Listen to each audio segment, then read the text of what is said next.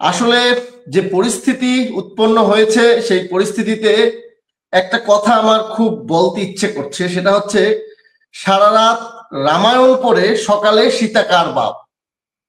এই কথার অর্থ হচ্ছে যে আপনি দেখেন 1400 বছর আগে প্রফেট মোহাম্মদ সাল্লাল্লাহু সাল্লামের মাধ্যমে পবিত্র কুরআন পৃথিবীতে নাজিল হলো। আমরা যারা মুসলিম ধর্মে বিশ্বাসী বা ইসলাম ধর্মে বিশ্বাসী, বাংলাদেশে বসবাসরত অধিকাংশ নাগরিক আমরা মুসলমান।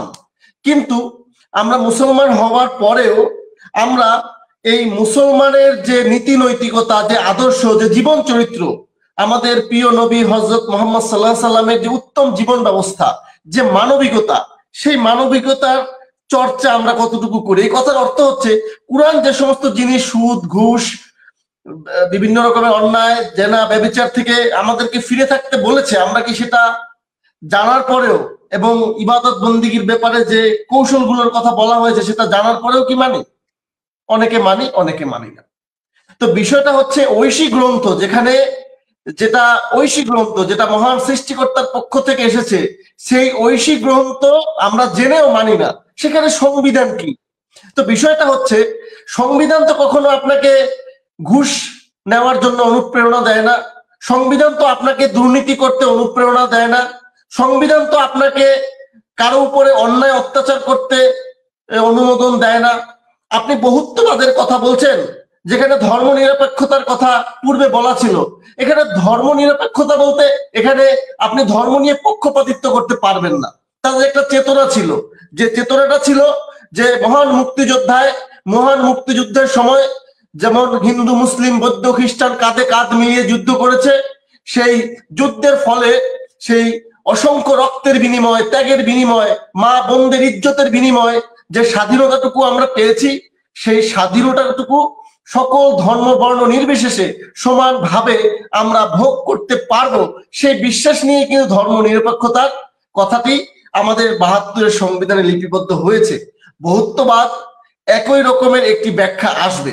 আমি কিন্তু সংবিধান সংস্কারের পক্ষে, এবং সংবিধান সংস্কারের অতটুকুই পক্ষে যতটুকু পরিবর্তন আনলে আমাদের এই যে রাজনৈতিক দলের নেতাকর্মীরা যখন নির্বাচিত হয়ে সংসদে আসেন বা আমাদের মনোনীত হন, তখন কিন্তু তারা জনগণের প্রভু হয়ে বসেন।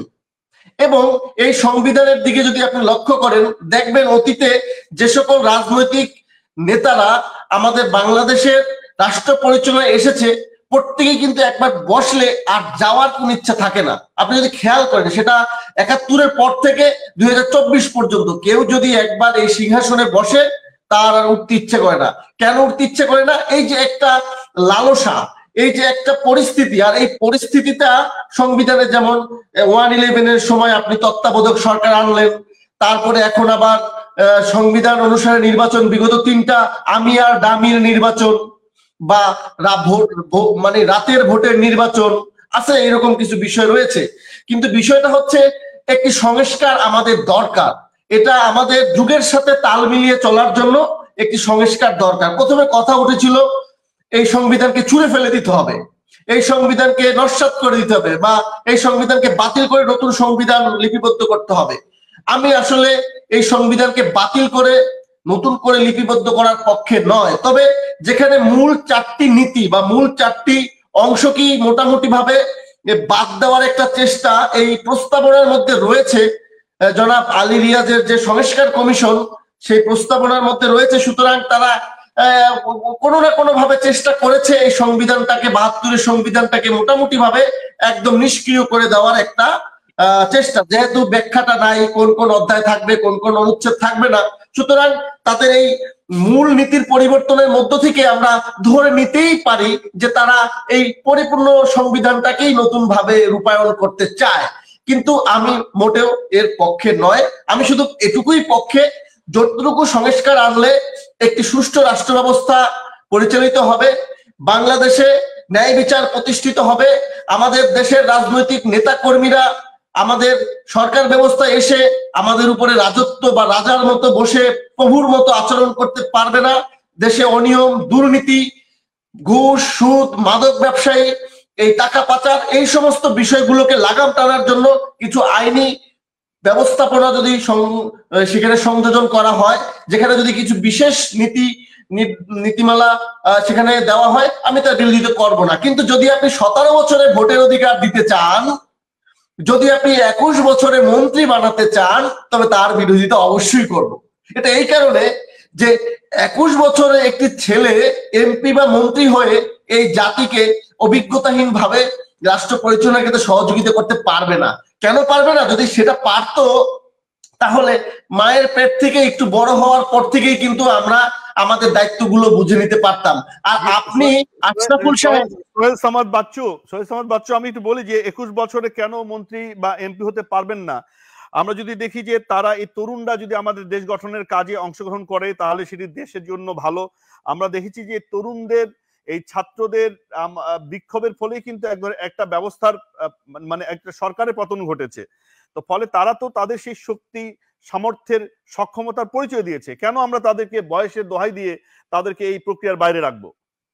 আমি আমি আমি একদম পরিষ্কার ভাবে নত জানু হয়ে যে সমস্ত সাধারণ ছাত্র জনতা নিরীহ ভাবে এই দেশের একটি স্বৈরতান্ত্রিক ব্যবস্থা থেকে দেশকে বেরিয়ে আনার জন্য, একটি একক শাসন ব্যবস্থা থেকে দেশকে বের করে আনার জন্য যে সকল নিরীহ ছাত্র জনতা অকাতরে প্রাণকে লুটিয়ে দিয়েছে, আমি নত জানু হয়ে তাদের প্রতি শ্রদ্ধা জানাই, কোনো সন্দেহ নেই। কিন্তু আশরাফুল ভাই প্লিজ, কিন্তু যদি আপনি এটাকে একটি মেটিকুলাস প্ল্যান হিসেবে বলেন, তাহলে যারা এইখানে প্ল্যান করেছে, বা যেখানে আমাদের সাখাওয়াত সাহেব যখন স্বরাষ্ট্র উপদেষ্টা ছিল তখন যিনি বলেছেন যে নিষিদ্ধ অস্ত্র 7.6 mm যে বুলেট গুলো পাওয়া গেছে, সেই নিষিদ্ধ অস্ত্র তো আমার প্রশাসন ব্যবহার করেনি, সেটা সুষ্ঠু তদন্তের মাধ্যমে কিন্তু বাংলাদেশের জনগণের জানার অধিকার রয়েছে সেই অস্ত্রগুলো কে চালিয়েছে। যদি ধরে নেই মেটিকুলাস প্ল্যানে সাধারণ মানুষের ইমোশনকে কাজে লাগিয়ে আপনারা এই মোমেন্টাম তৈরি করে শেখ হাসিনার পতন করেছেন, শেখ হাসিনার পতনকে স্বীকৃতি দিতে পারি, প্রশংসা করতে পারি, কিন্তু যে অনৈতিক পন্থায় সাধারণ মানুষের তাজা রক্তকে আপনি একটা প্রবঞ্চনা হিসেবে ব্যবহার করে যে একটা ভাইব তৈরি করে সাধারণ মানুষের ফিলিংস নিয়ে খেলা করে যেটা করেছেন, সেটাকে আমি নৈতিকতার জায়গা থেকে স্বীকৃতি দিতে পারি না।